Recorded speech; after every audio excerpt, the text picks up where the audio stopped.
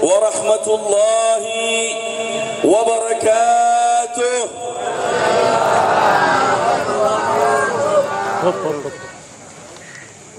Assalam itu artinya kedamaian untuk kalian.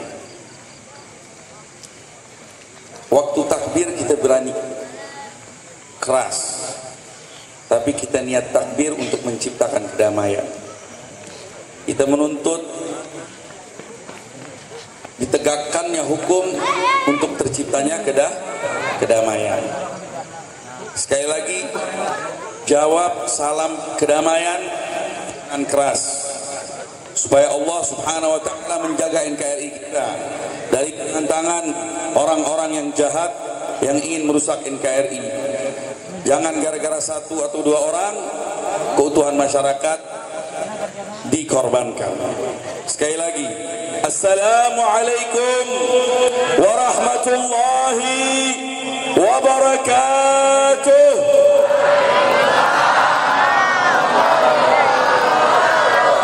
Alhamdulillah, alhamdulillahi rabbil alamin, qayyumis samawati wal aradin, mudabbiril khalaiqi ajma'in, wassalatu wassalam ala asyrafil anbiya'i wal mursalin, sayyidina wa habibina wa syafi'ina wa maulana Muhammad al-mab'uth rahmatan lil alamin. Allahumma salli wa sallim ala sayyidina Muhammadin wa ala alihi at-tayyibin at-tahirin wa ashabihi al-ghurr al-mayamin al-muntajabin al-akhyar ajma'in والتابعين وتابع التابعين ومن تبعهم بإحسان إلى يوم الدين. أما بعد, kepada yang sama-sama kita muliakan dan kita hormati, para guru, para sepuh, terutama para habaib yang hadir meramaikan acara perayaan Maulid Baginda Rasulullah sallallahu alaihi wasallam, di antaranya pimpinan dari Majelis Rahmatan lil Alamin As-Sayyid Al-Am Al-Habib Ahmad bin Zain bin Alwi Al-Kaf, mata'ana Allah bituli hayatih. Semoga Allah panjangkan umurnya, sehatkan badannya, murahkan rezekinya, digampangkan segala urusannya, serta diluluskan segala hajat dunia maupun akhiratnya. Amin ya rabbal alamin. Juga kepada para habaib dan asatidz lainnya yang saya tidak bisa sebutkan namanya satu persatu, namun tidak mengurangi rasa hormat dan ta'zim kami kepada beliau-beliau. Juga para segenap aparatur pemerintah, baik sipil maupun ABRI maupun kepolisian, semoga Allah berikan mereka kemuliaan dan memberikan mereka kesadaran akan pentingnya persatuan, akan pentingnya penegakan hukum, tidak pandang bulu, demi maslahat umat, demi maslahat rakyat. Amin ya rabbal alamin. Uhayyikum tahiyatal Islam, sekali lagi, Assalamualaikum warahmatullahi wabarakatuh. Alhamdulillah, puji syukur kehadirat Allah atas limpahan karunia-Nya yang senantiasa tercurah kepada kita dengan tiada henti-hentinya. Di antaranya nikmat Islam dan nikmat iman, wa kafa bihima min ni'mah. Kemudian nikmat panjang umur dalam keadaan taat, sehat wal afiat, nikmat bisa berkumpul bersama di malam hari yang penuh dengan keberkahan ini dalam rangka merayakan sekaligus memperingati kelahiran serta kisah perjuangan baginda Rasulullah sallallahu alaihi wa alihi wa sahbihi wasallam. Sallu ala Muhammad. Alhamdulillah, Nabi Muhammad sallallahu alaihi wa alihi wasallam adalah karunia besar yang patut kita sambut dengan kegembiraan. Selain ini adalah tuntutan fitrah Dia adalah satu ajakan dari Allah Subhanahu wa taala untuk kita sambut kenikmatan yang amat sangat teragung ini, yaitu kehadiran baginda Rasulullah sallallahu alaihi wasallam di tengah-tengah kita, yang mengingatkan kita di malam hari ini akan momen yang terjadi 1400 tahun yang lalu, di mana Allah Subhanahu wa taala mengutus seorang rasul mulia sebagai rahmat untuk kita semua. Allah Subhanahu wa taala berfirman, "Laqad manna Allahu 'alal mu'minin idh ba'atha fihim rasulan min anfusihim yatlu 'alaihim ayatihi wa yuzakkihim wa yu'allimuhumul kitaba wal hikmah wa in kanu min qablu lafi dhalalin mubin." Allah Subhanahu wa taala berfirman, sesungguhnya Allah Subhanahu wa taala telah memberikan karunia yang amat sangat besar, karunia yang mengandung budi yang tidak bisa terbalaskan, yaitu di saat Allah Subhanahu wa taala mengutus seorang rasul kepada kaum beriman dari kalangan mereka sendiri, yang kerjaannya adalah membacakan ayat-ayat Allah, mensucikan mereka dari segala macam noda, serta mengajari mereka Alkitab dan Al-Hikmah, walaupun benar-benar mereka sebelumnya berada dalam kesesatan yang amat sangat nyata. Ar-Rasul Muhammad, pengutusannya ditakbir oleh Allah Subhanahu wa taala sebagai minnah yang amat sangat besar, karunia yang amat sangat agung, yang tidak mudah dibalas, bahkan tidak akan pernah bisa dibalas. Al-Habib Abdullah bin Alawi Al-Haddad di dalam syairnya, beliau berkata kepada para pemuda yang memiliki dada yang tegap, yang memiliki kaki yang kuat. Al-Habib Abdullah bin Alawi Al-Haddad berkata, "Wa innaka la tajzi nabiyyaka ya fata." Engkau wahai pemuda, sekali-kali engkau tidak akan mampu membalas budi baginda nabimu. Wa in ji'tahu qasdan 'ala al-'aini sa'iri.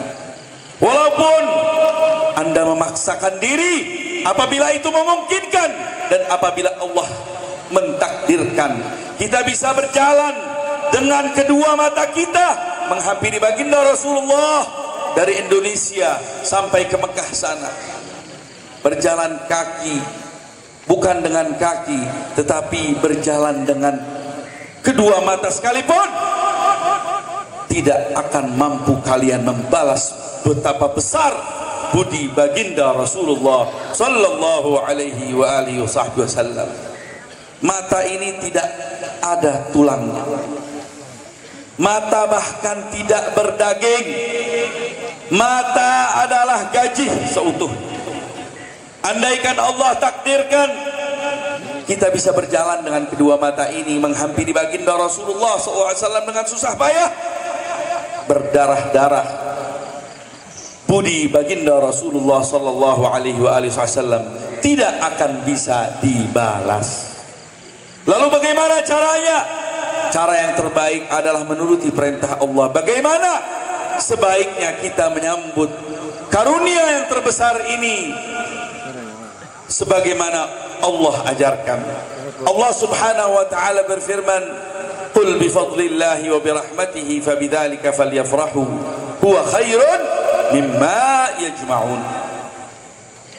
Katakanlah wahai Muhammad, wahai Rasulullah, katakanlah kepada umat, lantaran dua perkara ini, lantaran karunia Allah dan lantaran rahmat Allah, lantaran dua perkara ini, bergembiralah Anda menyambutnya.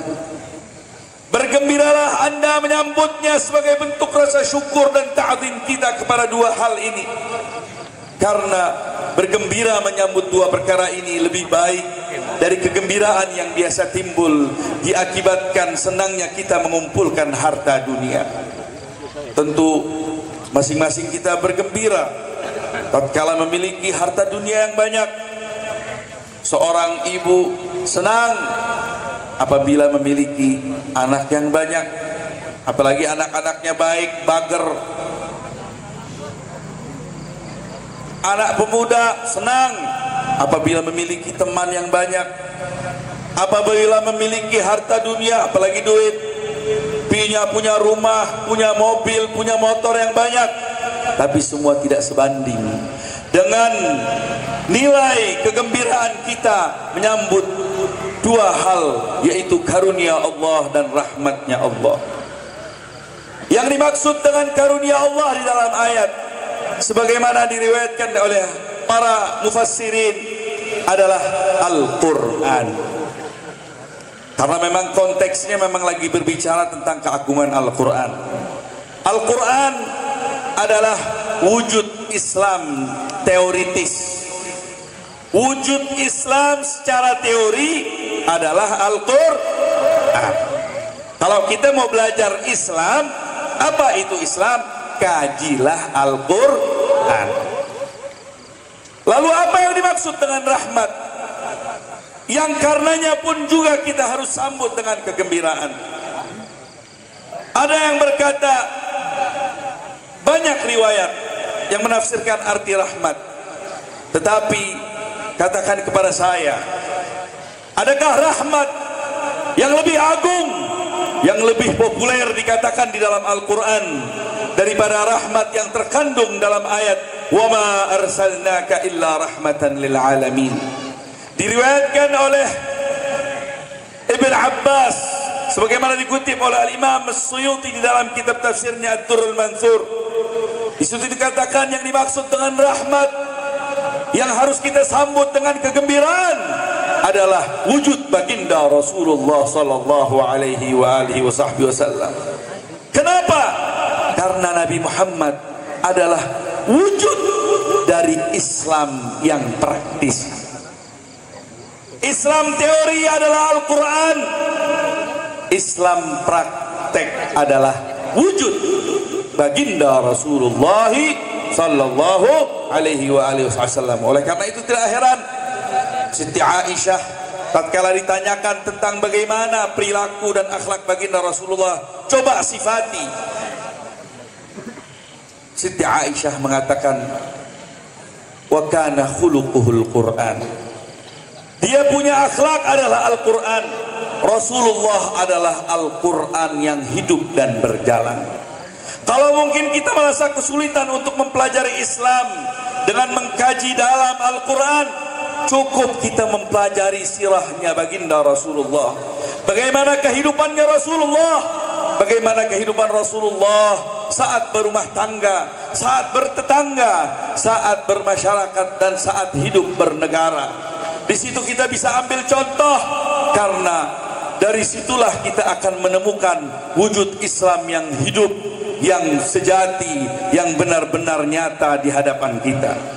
Makanya dari itu, anak-anak atau bapak-bapak yang mungkin nggak punya kesempatan lagi untuk memperdalam kajian keagamaan, jangan pernah segan untuk mempelajari, mengebet sirahnya baginda Rasulullah sallallahu alaihi wasallam. Ini dua hal ini harus kita sambut dengan kegembiraan.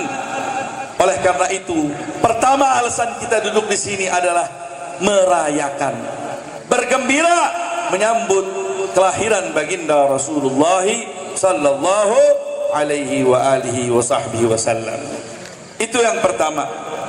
Kita ekspresikan dengan berkumpul bersama. Kita mengenang baginda Rasulullah dan bersyukur atas karunia besar ini. Pernah para sahabat berkumpul seperti halnya berkumpulnya kita di sini. Diriwayatkan oleh Al-Imam Muslim di dalam sahihnya, Rasulullah sallallahu alaihi wasallam pernah menghampiri perkumpulan para sahabat seperti halnya kita sekarang lagi kumpul ramai-ramai. Coba bayangkan, tiba-tiba Rasulullah SAW datang ke tengah-tengah kita. Kira-kira apa yang akan terjadi? Yang nangis-nangis, yang ingin berteriak-berteriak, yang pingsan pun juga pasti ada. Yang tidak bisa berbicara pun ada. Yang terpana banyak. Yang berlari jatuh bangun ingin menghampiri baginda Rasulullah. Dasarnya adalah kecintaan kita kepada baginda Rasulullah SAW. Bayangkan kita lagi ngumpul nih sekarang, tiba-tiba Rasulullah datang mempertanyakan tentang perkumpulan kita ini. Para sahabat dipertanyakan, ma ajlasakum, apa gerangan yang menyebabkan kalian ini duduk berkumpul bersama-sama? Kemudian para sahabat menjawab, jalasna nazkurullah, kami duduk berzikir kepada Allah bersama-sama, mengingat Allah pencipta kita.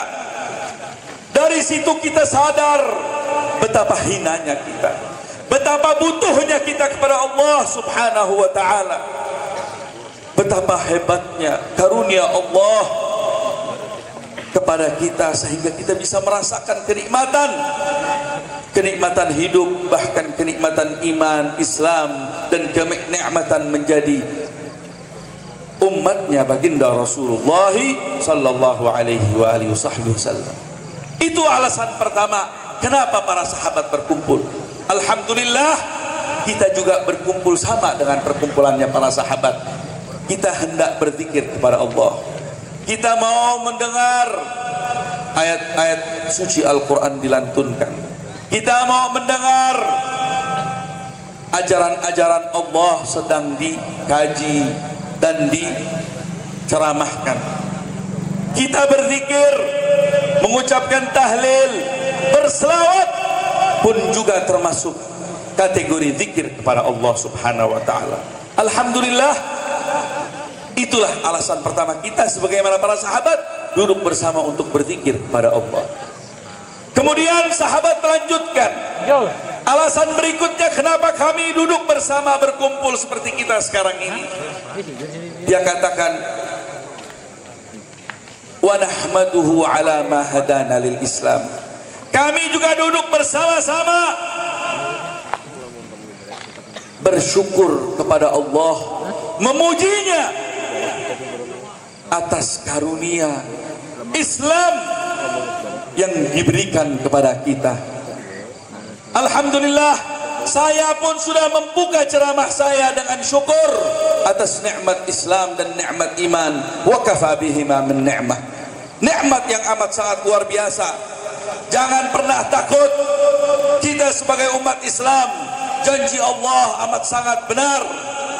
Permasalahannya hanya mau sabar atau tidak, mau percaya atau tidak sama Allah. Ribuan, jutaan ribu, bahkan tidak bisa terhitung hektaran kita sudah disiapkan oleh Allah untuk kita hidup damai nanti di surga, hanya diperuntukkan untuk orang Islam dan iman. Maukah kita sabar menjalani kehidupan kita, apapun status kita, apapun keadaan kita, selagi kita beriman? Yakinilah bahwa keadaan kita, posisi kita itulah yang terbaik yang Allah berikan kepada kita. Tinggal kita bagaimana pandai menyikapinya. Apabila sulit, sikapi dengan kesabaran. Apabila berada dalam kelapangan, sikapilah dengan rasa syukur. Itulah keadaan umat Islam dan umat beriman. Alangkah indahnya keadaan mereka. Itu alasan kedua kenapa kita duduk di sini. Kita mau bersyukur atas nikmat hidayatul Islam. Yang ketiga, wa ala ma mannallahu alaina bih. Diriwayatkan oleh Imam Ahmad, ditegaskan wa ala ma mannallahu alaina bika ya Rasulullah. Juga kami duduk, kami bersyukur atas karunia terbesar yang pernah Allah berikan kepada kita, yaitu berupa keberadaanmu wahai Rasulullah sallallahu alaihi wasallam di tengah-tengah kita. Itu alasan kita berkumpul. Itu alasan kita berkumpul. Kita berkumpul ingin mengenang baginda Rasulullah. Kita berkumpul ingin belajar di balik kehidupannya Rasulullah. Kita ingin mengenang betapa hebatnya karunia yang Allah berikan ini. Kemudian apa kata baginda Rasulullah? Apa kiranya kata baginda Rasulullah? Rasulullah menjawab, baru saja malaikat Jibril turun dan berkata, Innallaha yubahi bikumul malaikah. Sungguh Allah telah berbangga, membanggakan kalian di hadapan para malaikatnya berkat perkumpulan kalian, berkat motivasi hal-hal yang menyebabkan kalian berkumpul. Di antaranya adalah berzikir dan bersyukur atas hidayah Islam dan bersyukur atas karunia besar diberikannya baginda Rasulullah sallallahu alaihi wasallam di tengah-tengah kita. Jadi jangan pernah takut, jangan pernah bingung, jangan pernah ragu bahwa duduknya kita disaksikan oleh Allah, bahkan dibanggakan oleh Allah di hadapan para malaikatnya. Satu kenikmatan yang amat sangat luar biasa. Mungkin ada sebagian kawan-kawan kita tidak setuju dengan perkumpulan kita, tapi ketahuilah bahwa perkumpulan kita pernah dicontoh, pernah sudah diberikan contoh oleh para sahabatnya di saat berkumpul bersama dan ditanyakan oleh baginda Rasulullah sebagaimana diriwayatkan oleh Al-Imam Muslim yang baru saya riwayatkan. Ini satu pelajaran yang amat sangat agung. Peganglah hadis ini erat-erat, karena mungkin sebagian kalangan mempertanyakan keadaan kita duduk di sini. Sebelum mereka Nabi sudah berkata, dan kami sudah diwakilkan oleh para sahabat di dalam menjawabnya, dan Nabi pun memberikan kabar gembira bahwa Allah Subhanahu wa taala berbangga dengan perkumpulan kita sekarang ini. Alhamdulillah. Itu yang pertama. Nggak usah panjang lebar kita berbicara tentang apa dasar disunnahkannya, diperbolehkannya kita duduk di sini dalam rangka menyambut karunia terbesar, yaitu keberadaan baginda Rasulullah sallallahu alaihi wasallam. Yang kedua, selain merayakan, selain bergembira sebagai bentuk rasa syukur kita juga duduk di sini mau mengenang, memperingati artinya mengenang. Mengenang maksudnya mau mengambil pelajaran di balik kehidupan mulia baginda Rasulullah sallallahu alaihi wasallam. Karena memang Rasulullah sallallahu alaihi wasallam memang diutus sebagai contoh, sebagai suri tauladan, sebagaimana Allah Subhanahu wa taala berfirman, laqad kana lakum fi rasulillahi uswatun hasanah liman kana yarjullaha wal yawmal akhir wa dzakarallaha katsira. Sungguh terdapat di diri pribadi Rasulullah sallallahu alaihi wasallam suri tauladan yang amat sangat agung, yang amat sangat baik, yang dapat kita ambil contoh, terutama mereka-mereka yang mengharapkan ridhonya Allah, mengharapkan pahalanya Allah, dan yang senantiasa berzikir kepada Allah Subhanahu wa taala. Nabi Muhammad sallallahu alaihi wasallam manusia sempurna, sempurna luar dan dalamnya. Sifatnya Rasulullah itu terbagi menjadi dua. Ada awsaf khalqiyahnya, ada awsaf khuluqiyah. Awsaf khalqiyahnya patut dipelajari rupanya Rasulullah sallallahu alaihi wasallam yang ganteng rupawan itu. Rasulullah sallallahu alaihi wasallam berdada tegap, tingginya semampai, dia punya bahu luas, dia punya mata cantik tajam, dan dia punya aroma harum.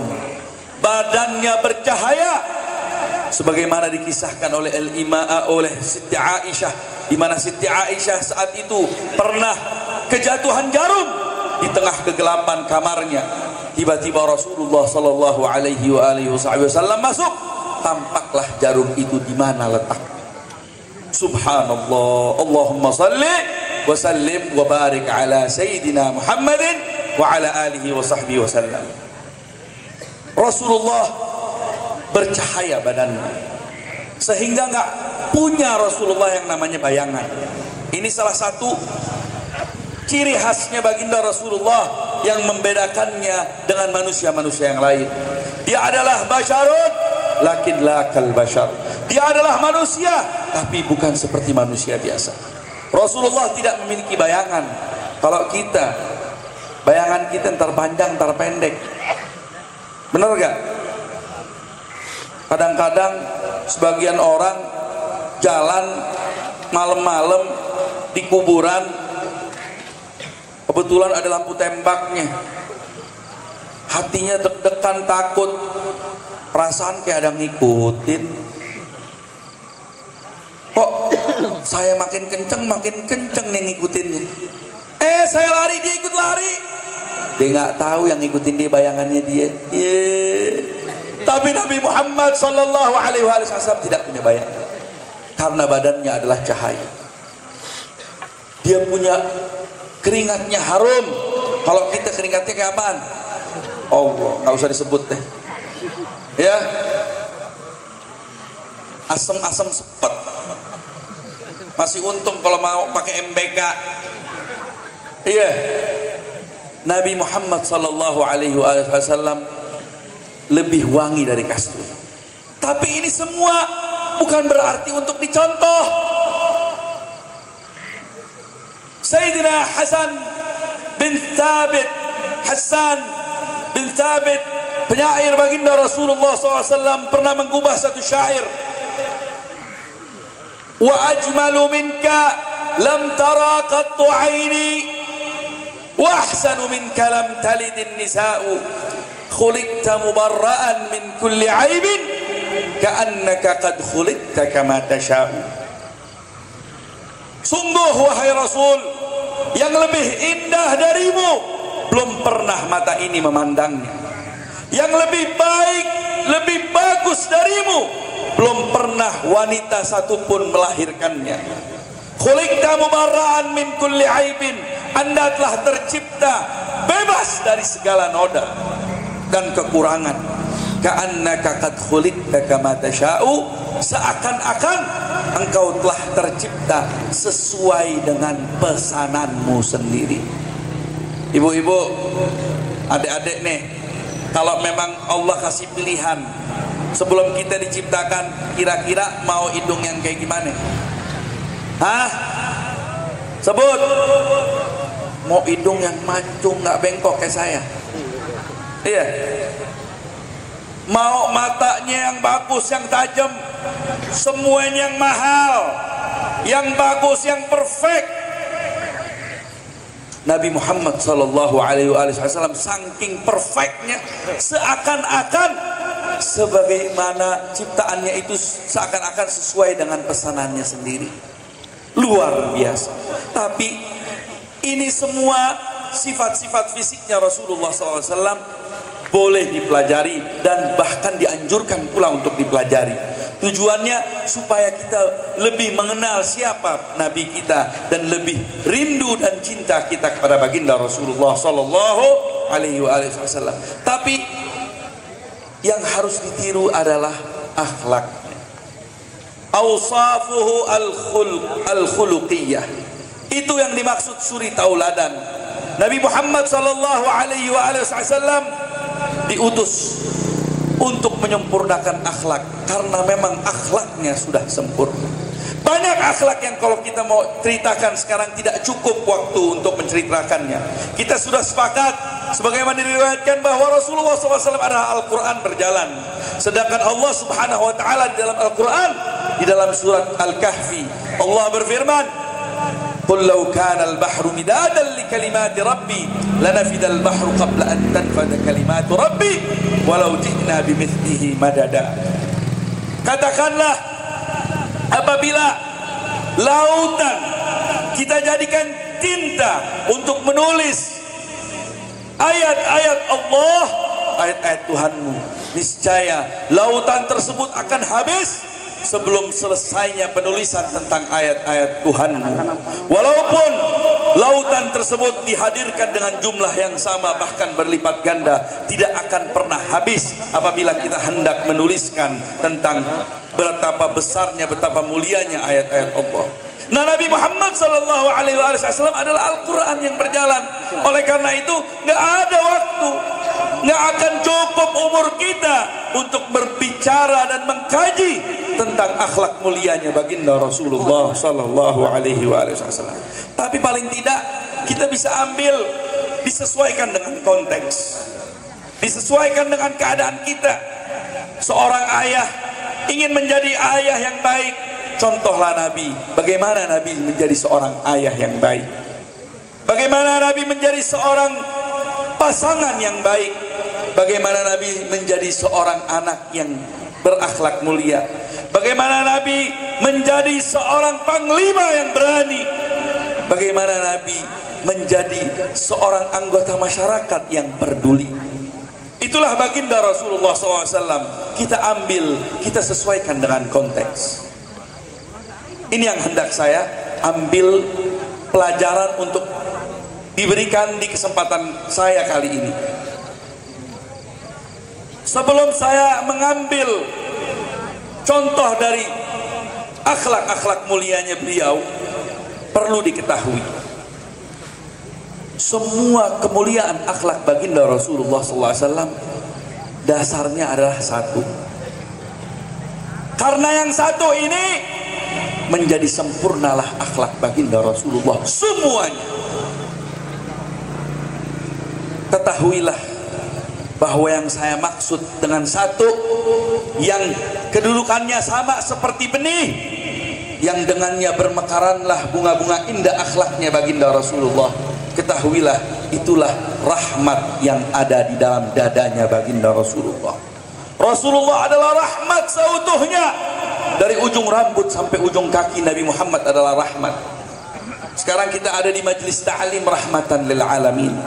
Biar kita tahu betapa hebatnya rahmatnya Nabi Muhammad SAW, yang karenanya bermekaran dan berbuahlah buah-buah manis akhlak dan bunga-bunga indah akhlaknya baginda Rasulullah SAW. Nabi Muhammad ini rahmatnya luar biasa. Contoh, seorang guru kalau dia ngajar dasarnya bukan rahmat, nggak akan berhasil pengajaran. Karena yang dia harapkan bukan itu. Dia nggak mengharapkan terjadi perubahan yang baik, yang positif terhadap anak. Tidak. Dia tidak inginkan anak ini menjadi anak yang luar biasa, enggak. Yang diharapkan adalah duit, yang diharapkan adalah gaji. Yang penting teorinya sudah sampai, pelajarannya sudah sampai, tutup buku, masa bodoh, ini anak mau jadi anak pintar atau tidak. Tapi kalau seorang guru mendasari pendidikannya dengan rahmat, dia ingin sekali anak ini menjadi anak yang pintar, dia akan bergadang dan dia akan berusaha semaksimal mungkin. Dia bentuk metode terbaik, dia berakhlak yang baik dan memiliki kesantunan serta kesabaran di dalam mendidik tatkala mendasari pendidikannya dengan rahmat. Begitu juga baginda Rasulullah SAW, semua perilakunya didasari dengan rahmat. Paham? Tapi ingat, saya mau ngambil contoh sekarang. Rasulullah SAW terkenal amat sangat penyabar, bisa meredam emosinya. Itu disebut dalam istilah akhlak itu al-halim. Rasulullah tuh halim, penyantun, sabar, bisa menahan emosi. Pernah Rasulullah sallallahu alaihi wasallam di dalam peperangan, Rasulullah sallallahu alaihi wasallam hendak istirahat. Saat itu Rasulullah dipilihkan satu pohon, di situ Rasulullah tidur. Pedangnya Rasulullah gantungkan. Rasulullah gantungkan. Kemudian tiba-tiba ada yang menyelinap, orang musyrik yang hendak mengambil kesempatan dari tidurnya baginda Rasulullah SAW untuk Rasulullah mau dibunuh. Tahu-tahu diambil tuh pedangnya Rasulullah, dia langsung angkat tuh pedang. Nabi Muhammad terjaga menyaksikan pedang sudah ada di hadapannya. Terus katanya ini orang, ya Muhammad, man yamna'uka minni, siapa yang bisa melarang diriku dari membunuh? Terus apa kata Rasulullah? Allahu Rabb, Allah yang akan menghalangi. itu orang langsung gemeter, langsung jatuh itu pedang, diambil tuh pedang sama Nabi Muhammad SAW. Dia langsung angkat itu pedang, dia balik tanya, sekarang siapa yang mau menghalangi diriku darimu? Kata Rasulullah SAW. Terus kata Rasulullah SAW, kata ini orang, kun khaira akhidin, jadilah orang yang terbaik di dalam mengambil keputusan, di dalam memberi hukuman. Rasulullah SAW bilang, dibebaskan Rasulullah, pergilah anda ke golonganmu sana. Rasulullah memaafkan, halim, memiliki kesabaran. Karena kenapa? Karena Rasulullah punya kekuatan saat itu, punya kesempatan untuk mengalahkannya. Tetapi Rasulullah balas kekuatan yang Allah berikan kepadanya dengan al-afu, dengan kesabaran, kesantunan di dalam menghadapi musuh sekalipun. Itulah Rasulullah sallallahu alaihi wasallam. Rasulullah sabar di dalam mendidik orang-orang yang bodoh. Rasulullah pernah suatu saat didatangi oleh seorang badui, masuk ke masjid, tiba-tiba ini badui kencing di dalam masjid. Astaghfirullahaladzim. Sahabat pada bingung, yang satu teriak, yang satu manggil, yang satu mau tarik nih badui mau dipukul. Kata Rasulullah, da'uh la tazrimu, diam, jangan diputus dia punya hajat, jangan diganggu, biarkan selesai dulu hajatnya, bawakan air, kata Rasulullah SAW. Subhanallah, betapa rahmatnya Rasulullah menghadapi orang jahil, menghadapi orang yang sudah terjepit. Itulah Rasulullah. Tapi ingat, yang saya katakan rahmat bukan berarti selalu berbentuk akhlak yang lemah lembut. Terkadang yang dihadapi oleh Nabi Muhammad SAW adalah dosa masyarakat, bukan dosa pribadi. Rasulullah rahmatnya bukan rahmat orang perorangan, bukan rahmat yang artinya pilih kasih, hanya merahmati ini tidak merahmati yang lain. Tetapi rahmatnya Rasulullah adalah rahmat yang menyeluruh. Ar-rahmatul ammah, ar-rahmatul ammah, ar-rahmatul ammah. Itu yang dianjurkan oleh baginda Rasulullah. Makanya sifat lembutnya Nabi, sifat rahmatnya Nabi tidak menghalangi Nabi untuk menegakkan keadilan, tidak menghalangi Nabi untuk menegakkan hukum. Pernah suatu saat Rasulullah SAW didatangi oleh seorang perempuan yang terbukti perempuan ini telah mencuri. Ini perempuan dari anak bangsaan, dari kalangan Bani Makhzum. Tiba-tiba tokoh-tokoh kaum Bani Makhzum datang kepada Nabi, minta maaf kepada Nabi Muhammad SAW, minta dispensasi, tolong jangan dihukum karena ini perempuan termasuk anak keturunan yang mulia. Terus apa kata baginda Rasulullah? Kira-kira Nabi Muhammad memaafkan nggak? Pasti. Nabi Muhammad pasti memaafkannya. Tapi yang namanya hukum harus tegak ketika persyaratannya sudah jelas, buktinya sudah cukup. Kenapa? Karena yang dihadapi adalah dosa masyarakat. Kalau didiemin, taruhannya adalah keutuhan masyarakat, akan goyah. Penyakit mencuri adalah penyakit yang menular. Ketika diketahui, terbukti, harus ditindak dengan tegas supaya ada efek jerahnya. Banyak contoh-contohnya, termasuk adalah penistaan agama itu sendiri. Kalau didiemin, penistaan agama nggak usah banyak syarat. Ketika sudah terbukti ini orang menista agama dengan persyaratan yang minim, harus ditindak tegas. Kalau enggak, semuanya akan saling menista. Kalau udah semuanya saling menista, hancur ini negara.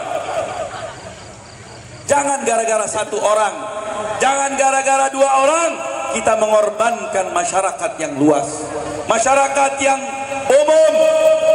Kita mencintai NKRI, kita mencintai negeri ini, tapi jangan gara-gara satu orang negeri ini menjadi hancur. Itu yang dimaksud oleh Nabi. Apa dasarnya? Tetap dasarnya rahmat. Bukan berarti kita ingin menghukum ini orang terus kita nggak ada rahmat. Salah faham tentang arti rahmatan lil alamin.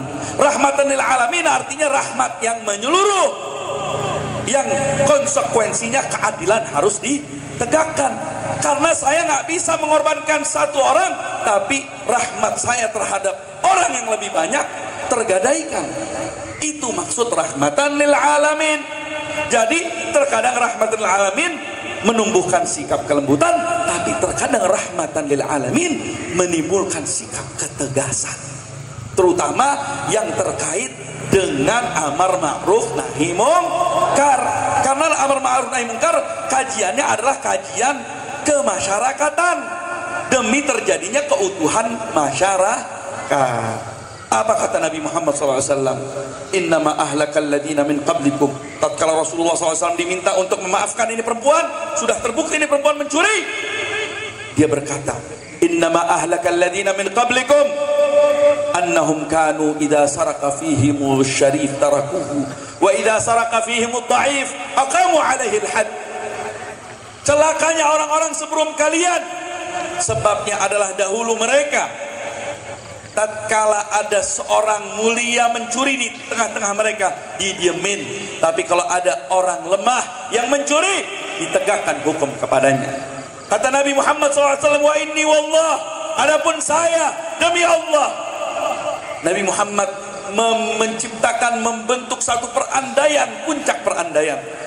Andaikan Siti Fatimah, andaikan putriku Fatimah yang paling aku rahmati, yang paling aku cintai, andai puncak perandaian, andai dia mencuri, saya pasti potong tangan.